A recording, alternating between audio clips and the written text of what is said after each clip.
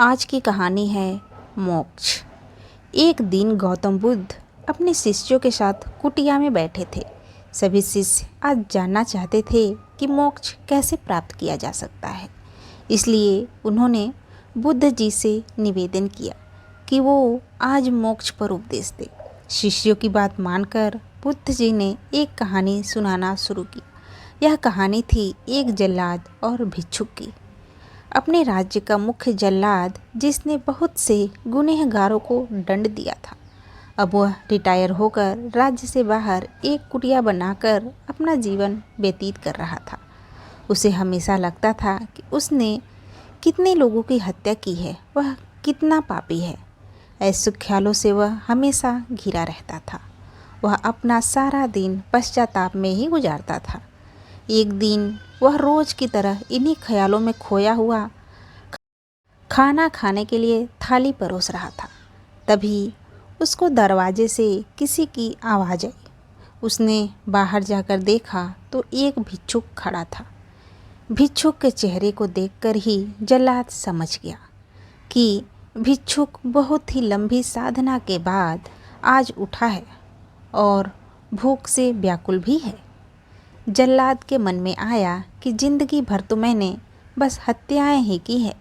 आज मौका मिला है कुछ पुण्य कमाने का, तो इसे गंवाना नहीं चाहिए। उसने भिक्षुक को अंदर बुलाया और अपने खाने की थाली उसे दे दी। भिक्षुक खाना देखकर बहुत प्रसन्न हुआ। भर पेट भोजन करके भिक्षुक ने जल्लाद से बातचीत शुरू की। जल्लाद ने भिक्षुक को अपने जीवन की सारी कहानी सुनाई। उसने बताया कि वह कैसा काम करता था, उसने कितने लोगों को फांसी दी और वह सोचता है कि वह कितना बड़ा अपराधी है।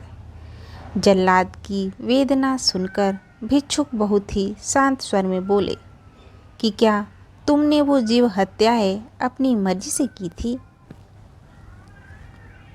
जल्लाद ने कहा, नहीं, मैं तो बस मेरे राजा की आज्ञा का पालन कर रहा था।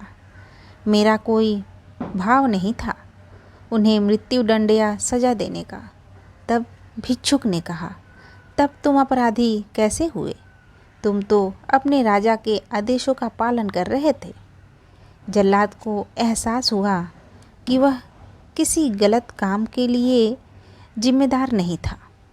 उसका कोई दोष नहीं है, वह तो सिर्फ अपना दायित्व तो पूरा कर रहा था। इस प्रकार जल्लाद का मन शांत हुआ। फिर भिक्षुक ने जल्लाद को उपदेश दिया और उससे विदा ले ली।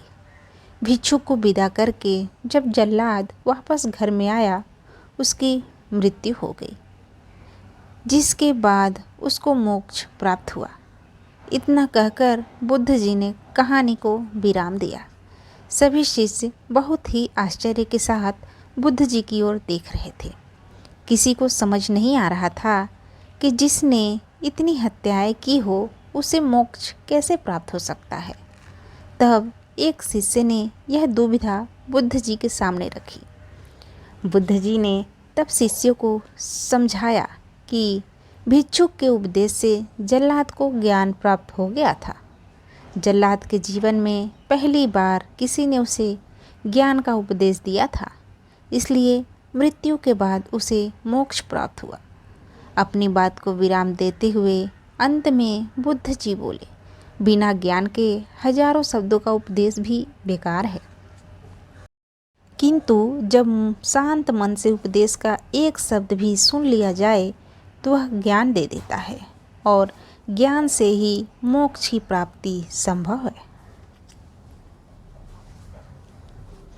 इस कहानी से हमें यह सीख मिलती है कि अपने कर्तव्यों का पालन बिना किसी दुर्भाव के पूरी निष्ठा के साथ करना चाहिए। साथ ही अपना मन हमेशा शांत रखना चाहिए, क्योंकि शांत मन से उपदेश सुनने पर ही वास्तविक ज्ञान प्राप्त हो सकता है, जो मोक्ष की ओर ले जाता है।